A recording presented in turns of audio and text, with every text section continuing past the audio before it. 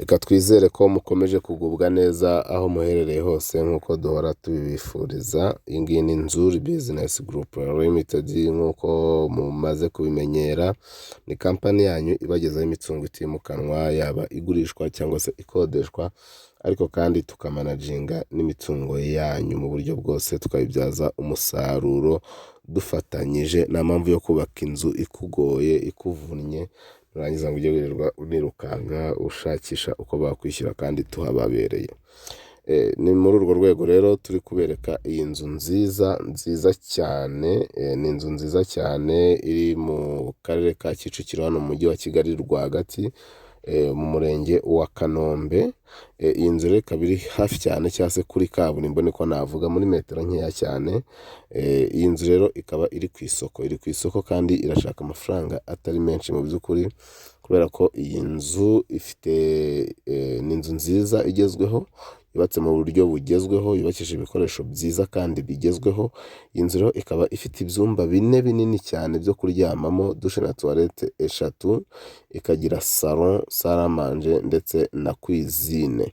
Si ibyo gusa rero, kubera ko iyi nzu ifite na annex igizwe n'igikoni cyo hanze, stock, icyo twakwita icyumba cy'umukozi, ndetse ikagira na dushe na tuwarete byo hanze, ikagira ikigega cy'amazi, ikibazo cy'amazi ushobora kugira. Iyi nzu kandi ikagira parking na jardin bihagije. Iyi nzu rero ikaba yubakishije ibikoresho bigezweho nk'uko muri kubireba.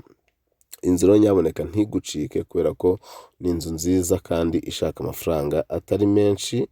Iyi nzu ukaba wayigura ikaba iyawe, ngira ngo murayibona rwose, ni inzu ijyanye n'igihe.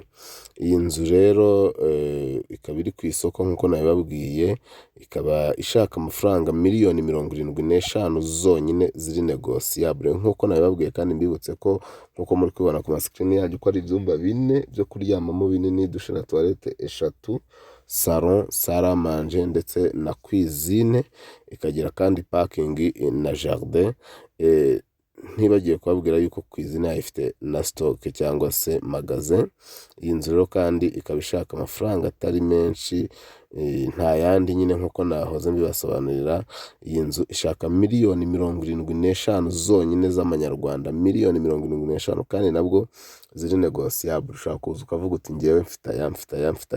Mbibutse kandi ko nabwiye ko iri muri metero 100 zonyine uvuye kuri kaburimbo. Urumva ko ari inzu nziza y'akataraboneka. Iyi nzu rero wayikunze waduhamagara n'ubundi kuri za nimero zacu mumaze kumenyera, arizo 0788 48 67 cyangwa se 0781 2 inshuro 3 0-1-2-3. Iyi nzu murabibona yuko iri mu kibanza kinini ugereranyije n'ibibanza by'ubu bigezweho, gifite ubuso bwa metero kare 320,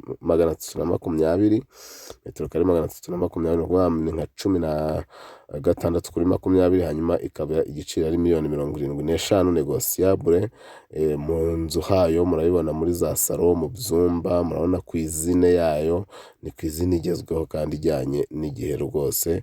Inzu rero ntikwiriye kugucika, uhamagara izo nimero twakubwiye, ari nako kandi ushobora kudusanga ku zindi mbuga nkoranyambaga zacu, Instagram, Facebook page, Twitter, hose n'ubundi, cyangwa se X, hose n'ubundi twitwa NZIZA Market. Reka tukibutse gukanda subscribe, komeza ukande subscribe wowe utarabikora, kugira ngo dukomeze kujya tubana umunsi ku wundi, 5 kuri 5 iwacu muri NZIZA Business Group Limited. Umukiriya ni umwami. Si ibyo gusa rero, wanadusanga dukora mu nyubako ya Centenary House muri etage ya 2, tugakomeza tubana tukurangira imari za byungura zigurishwa, wowe ushaka kugura nawe ushaka kugurisha, tugakomeza kubana umunsi ku wundi, 5 kuri 5. Ciao, turabakunda cyane.